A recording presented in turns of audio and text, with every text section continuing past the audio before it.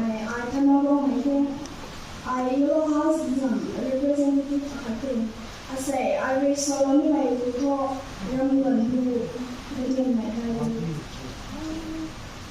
Ngày xem bay ta